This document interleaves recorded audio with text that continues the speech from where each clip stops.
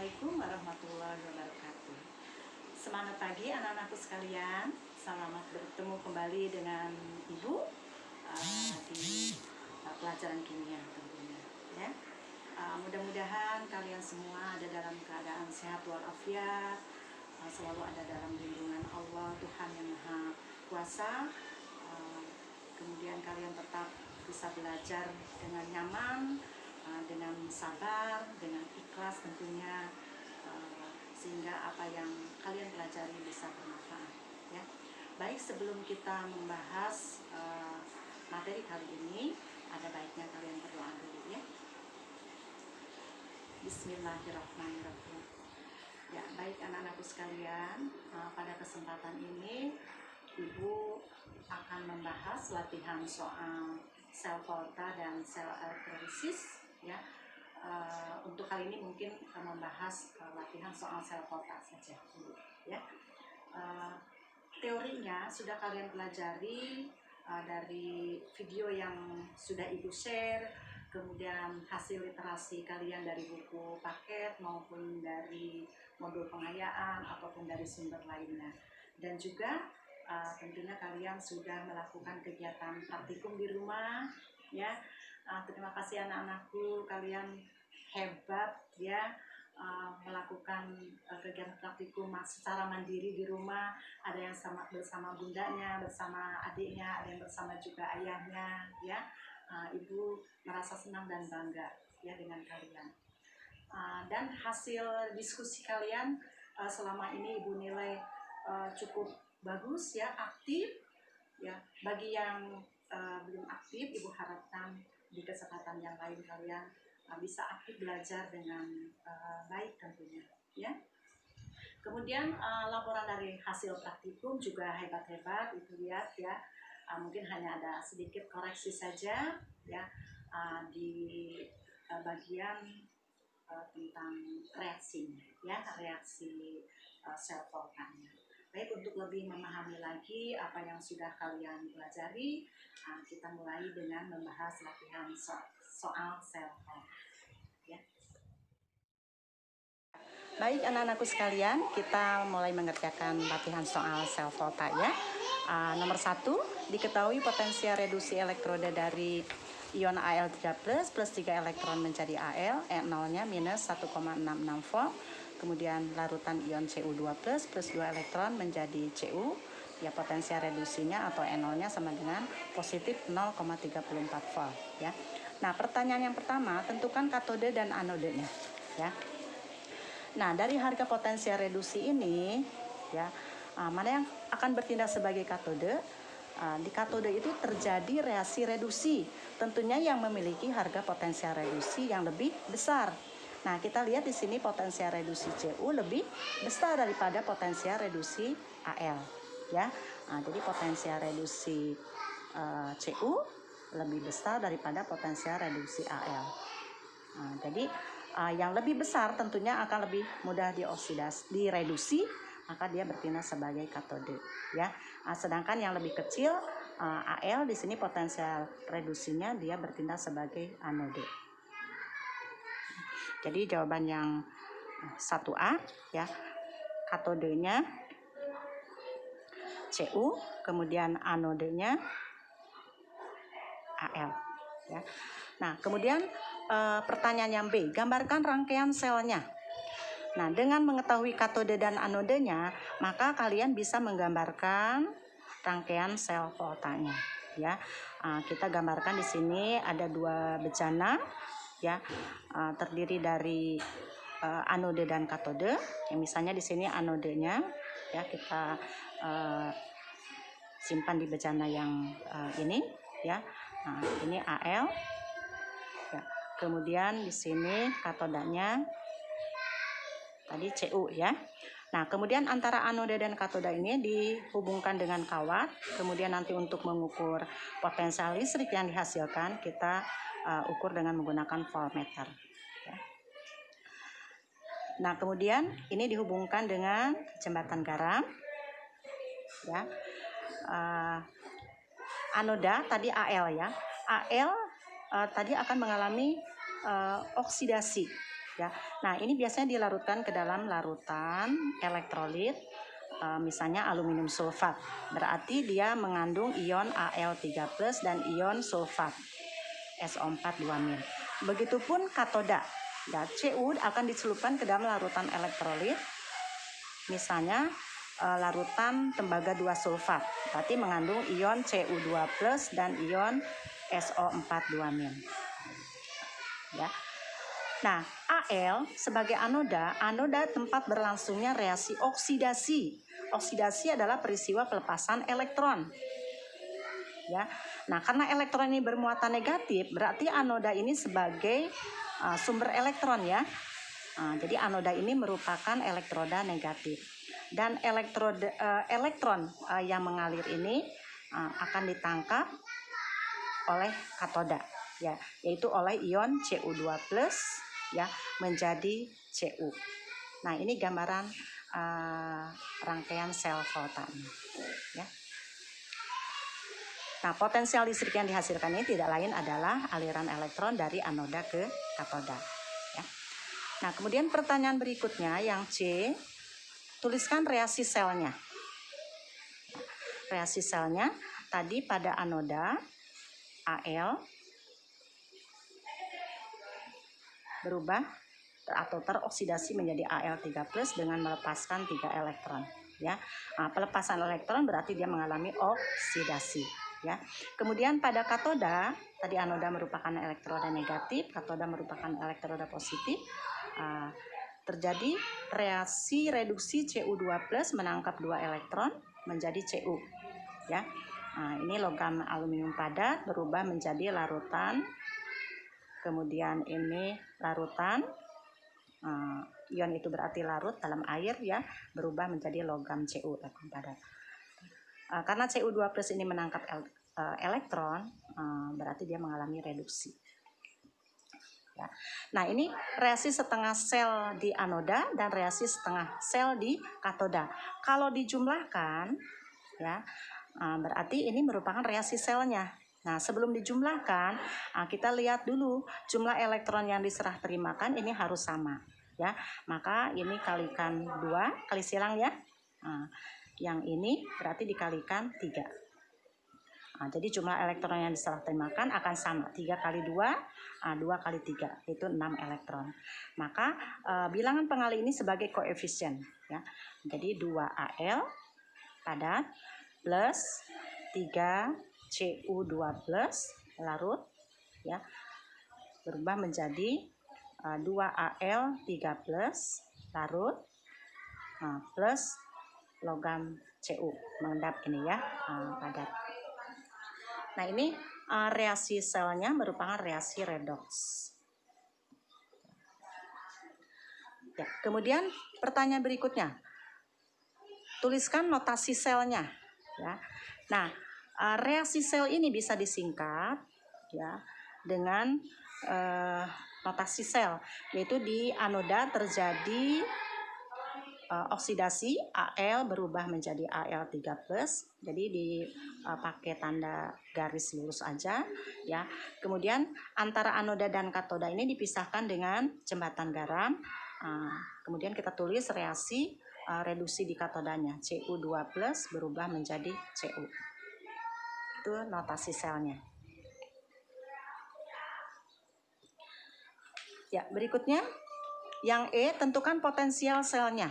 Ya, potensial sel itu bisa kita hitung dengan menggunakan 2 cara. Bisa dari penjumlahan setengah sel di anoda dan katoda ini. Tadi diketahui harga N0 atau potensial reduksi Al ini minus 1,66 volt ya. Nah, karena Al ini mengalami oksidasi, berarti ini N0-nya merupakan N0 oksidasi ya. Minus menjadi positif 1,66 volt ya. Kemudian di katoda terjadi reduksi, berarti ini harganya tetap potensial reduksi 0,34 volt ya. Dijumlahkan reaksinya, jadi potensialnya merupakan potensial sel ya. potensial setengah sel di anoda dan potensial setengah sel di katoda. Ya, dijumlahkan harganya menjadi positif 2,00 volt. Atau bisa juga dengan menggunakan rumus ya. E0 sel sama dengan E0 di katode dikurangi E0 di anode. Nah, di katode tadi terjadi reaksi reduksi yaitu Cu2+ menjadi Cu, dan di anoda terjadi oksidasi Al menjadi Al3+. Ya. Nah, harga potensial reduksinya tadi Cu adalah 0, positif ya 0,34 volt, sedangkan potensial reduksi Al ini tetap ditulisnya potensial reduksi ya, jadi tidak perlu dirubah seperti tadi nih ya, minus 1,66 volt ya. Jadi ini positif 0,34 min jadi plus ya 1,66 volt dijumlahkan jadi 2,00 volt ya. Jadi ini sama ya dengan cara yang tadi ya. Kemudian pertanyaan yang berikutnya yang F, tentukan elektroda yang bertambah dan elektroda yang berkurang. Nah, kalian perhatikan lagi gambar rangkaian sel volta tadi ya. Al ya, elektroda Al atau anoda Al tadi mengalami oksidasi menjadi Al3+. Nah, berarti lama kelamaan dia akan teroksidasi berubah menjadi Al3+ ya. Akibatnya elektroda Al ini akan berkurang. Sedangkan Cu di sini akan bertambah. Kenapa? Karena terjadi reduksi Cu2+ menjadi Cu ya.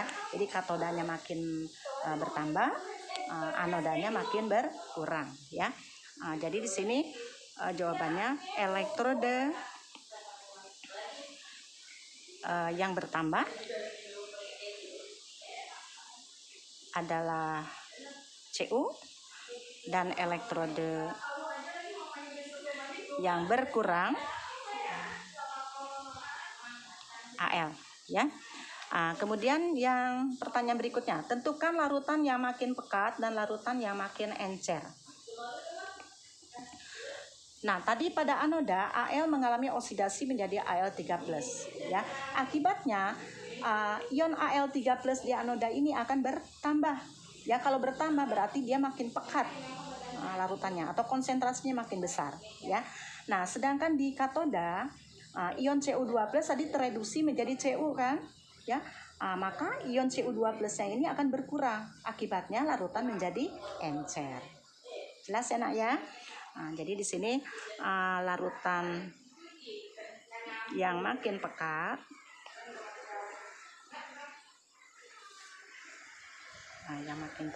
adalah Al3+, sedangkan larutan yang makin encer yaitu larutan yang mengandung ion Cu2+. Ya. Nah, kalau kalian perhatikan dari gambar rangkaian sel volta tadi, ini jembatan garam ya. Fungsi jembatan garam itu untuk apa ya? Kalian sudah tahu teorinya bahwa jembatan garam ini untuk menetralisir kelebihan muatan ion. Nah, tadi ion Al3+ bertambah kan? Akibatnya anionnya tidak sama jumlahnya ya. Maka anion dari jembatan garam ini akan mengalir masuk ke anoda ya, ke larutan yang ini. Nah, sedangkan ion Cu2+ tadi tereduksi kan menjadi Cu. Akibatnya ini muatan kationnya akan berkurang ya. Maka kation dari jembatan garam ini akan masuk ke dalam bejana yang berisi katoda ya. Ya, baik, kita lanjutkan soal nomor 2. Diketahui potensial reduksi dari seng ion seng 2+ plus 2 elektron menjadi seng pada E0-nya minus 0,76 volt. Kemudian larutan Ni2+ plus 2 elektron menjadi Ni pada E0-nya minus 0,23 volt. Tentukan katode dan anodenya agar reaksi berlangsung spontan.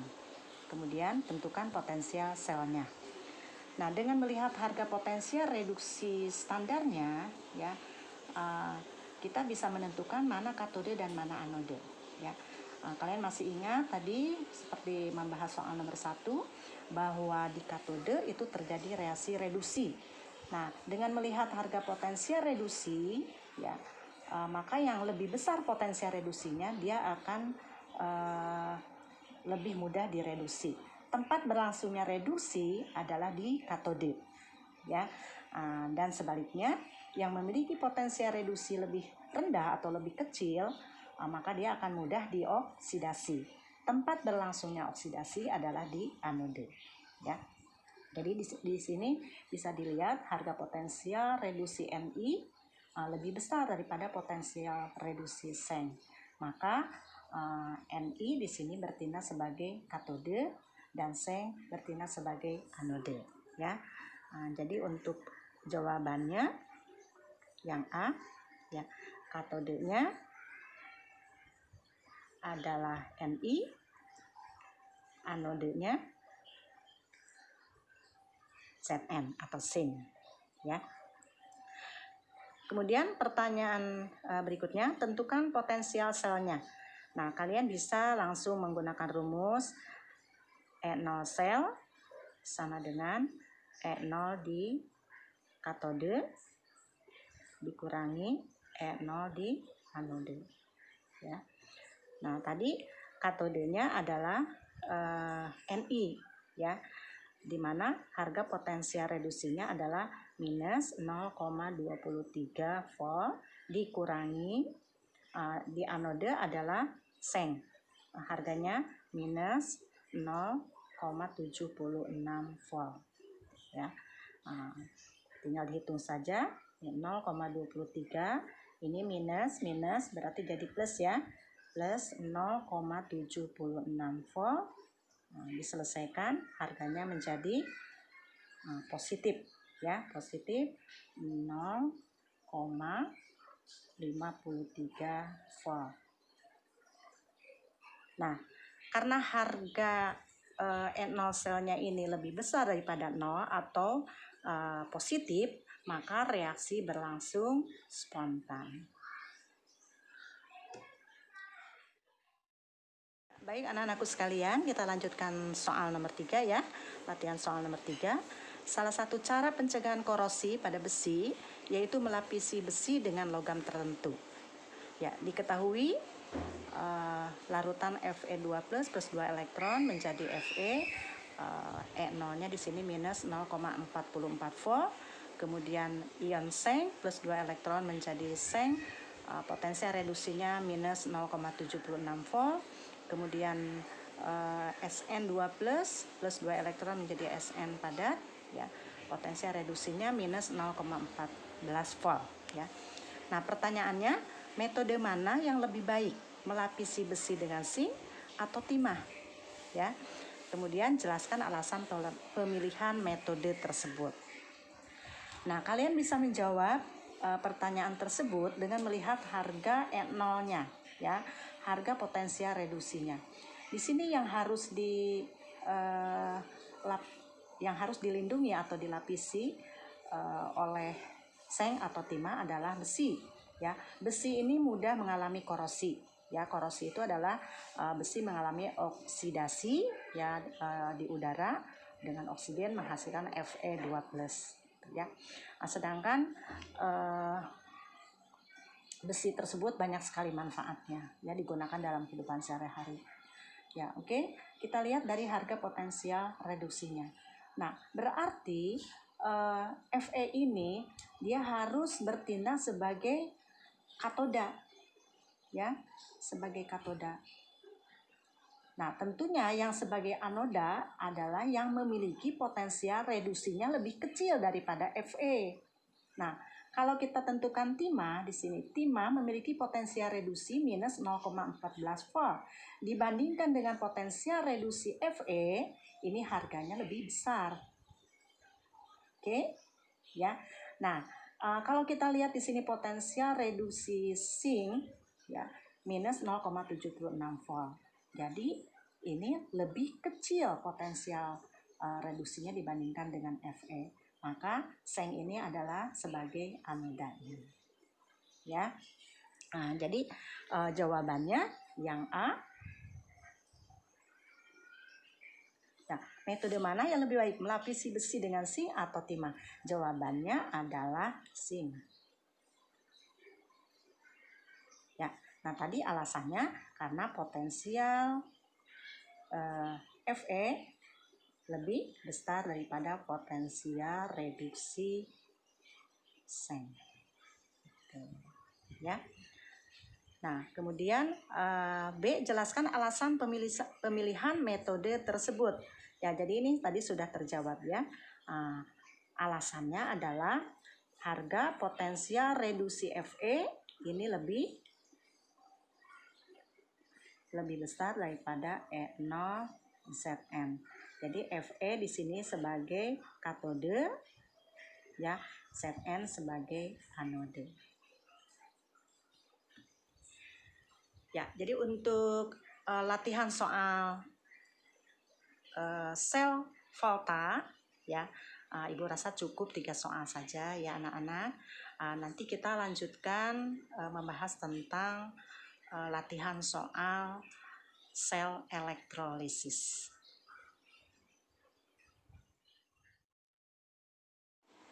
Ya, demikian anak-anakku sekalian, pembahasan latihan soal sel volta. Tadi ada 3 soal, Ibu rasa cukup ya untuk pembahasan latihan sel volta.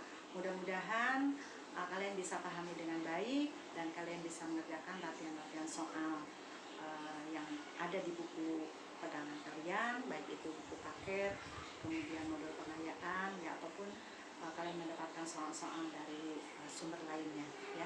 Mudah-mudahan bermanfaat, ya.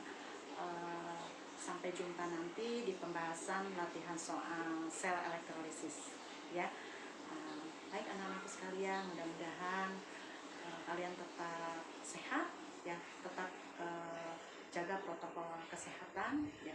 Kalian belajar bersama ayah bunda dan keluarga di rumah dan tetap bahagia. Wabillahi taufiq wal hidayah. Wassalamualaikum warahmatullahi wabarakatuh.